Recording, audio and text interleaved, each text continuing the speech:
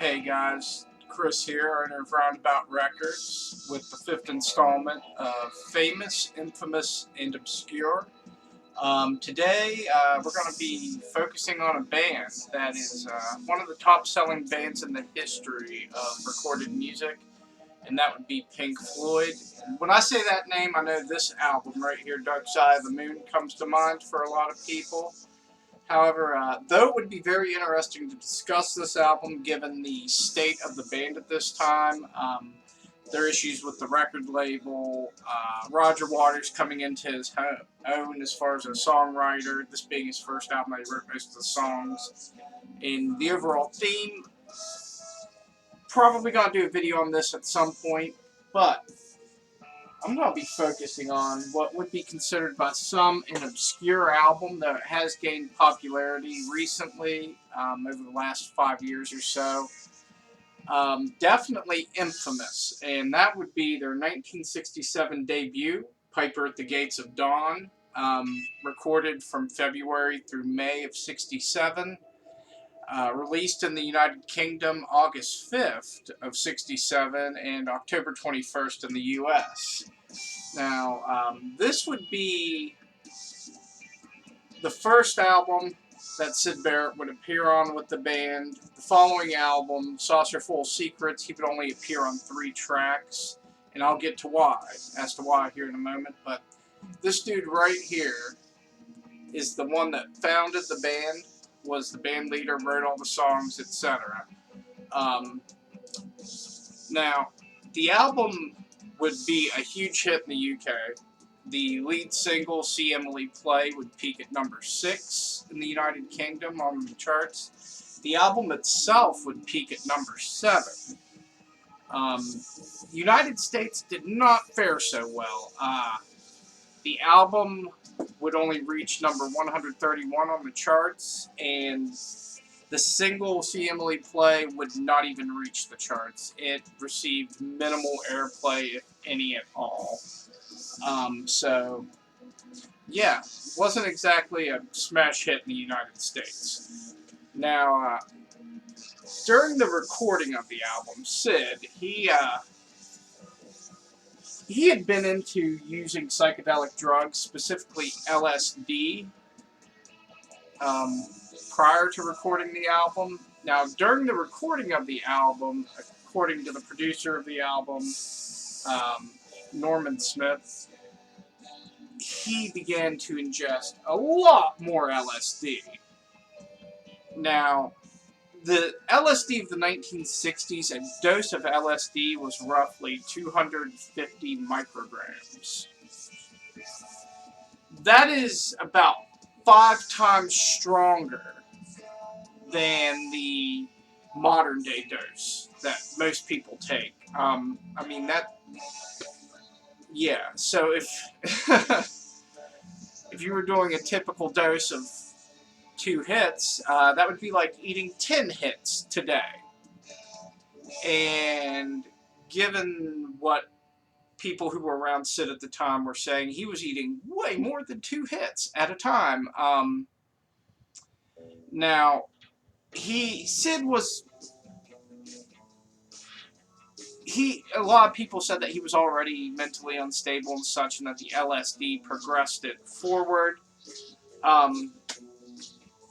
Whether or not that's true, I would venture to say it is true.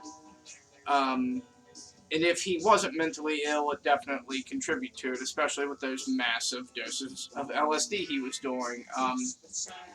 He was also hanging out with some very shady people at the time, but yeah, it was a recipe for disaster. Now, back to the whole process and recording of all of it.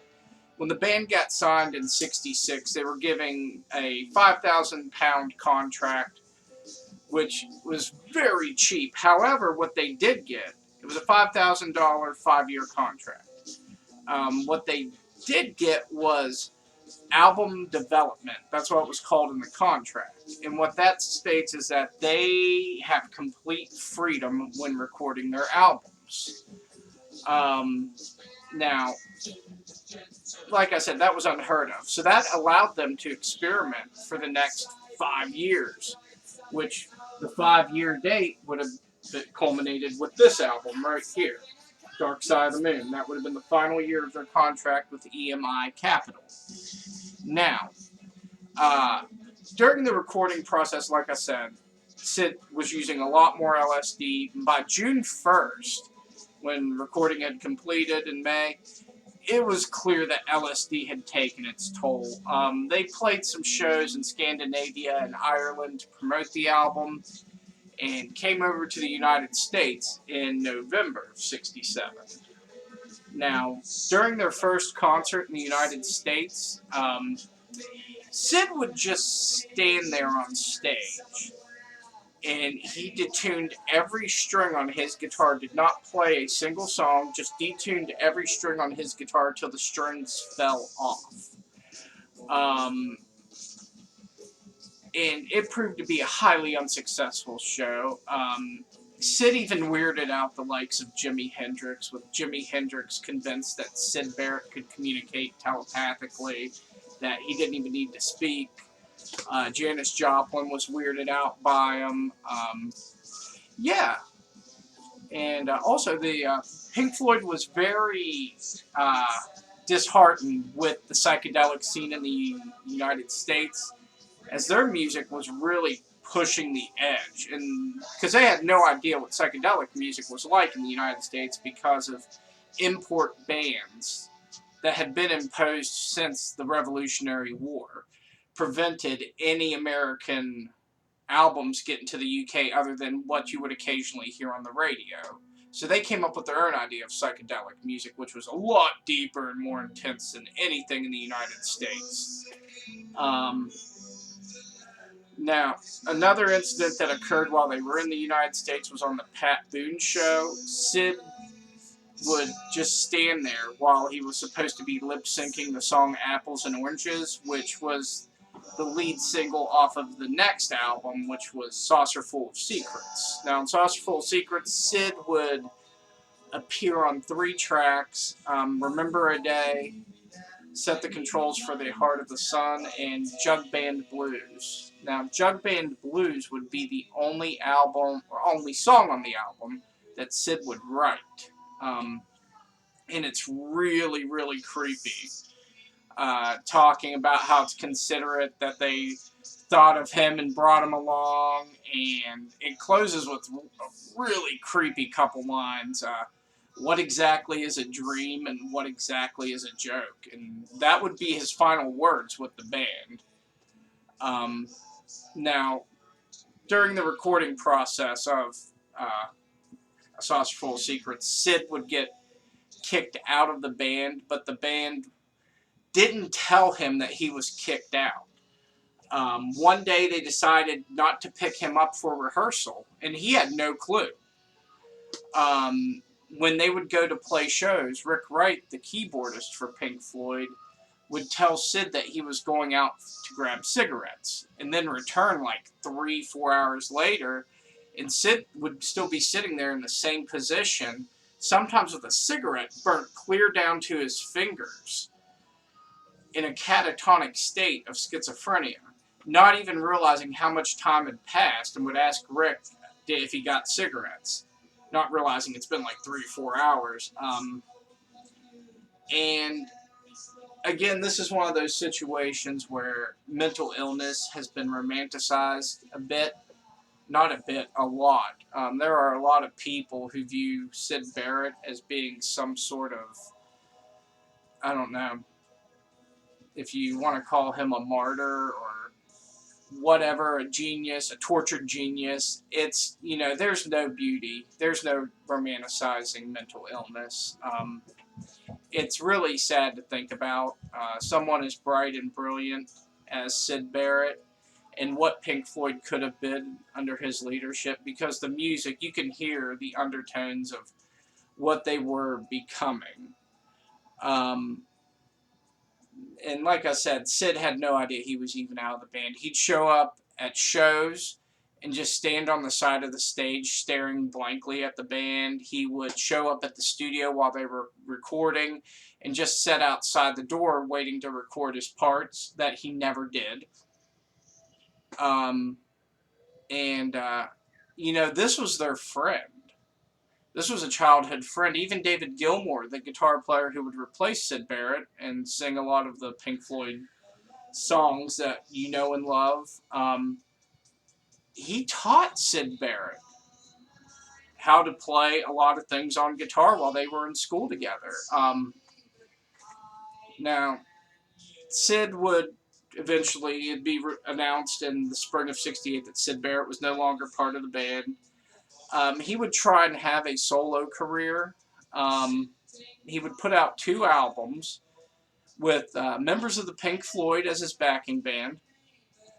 And those records are absolute train wrecks.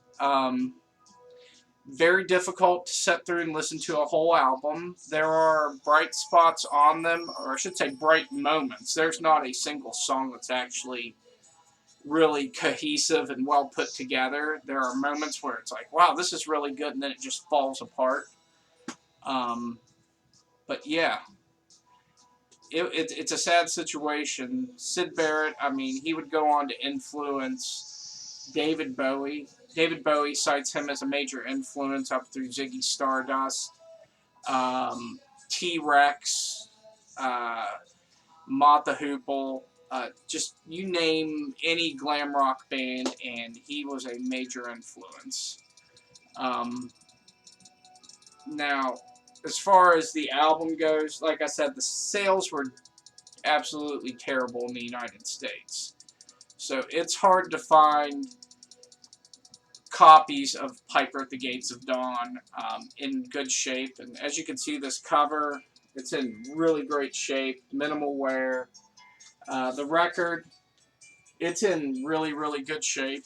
I would grade it out at very good. There is some surface scuffing, but nothing major. I mean, you can see the reflection in it, so there's still a lot of shine on it. I actually put it on the turntable today to see just how well it would play. And like I said, a little bit of surface noise, but it's a fairly loud record, so the surface noise isn't distracting at all. And during quiet passages, you'll hear a little bit of crackle, but no popping, no skips, nothing. It's a beautiful album. One of the finer copies I've had in my possession over the years. So, and I'll be in Morgantown this Saturday. Look for the post. I'll be posting later on today concerning the event going on up there, and it can be yours if you want it. First press, Piper at the Gates of Dawn, something you don't see every day. So, other than that, everyone, peace out. Have a great time. See you Saturday in Morgantown.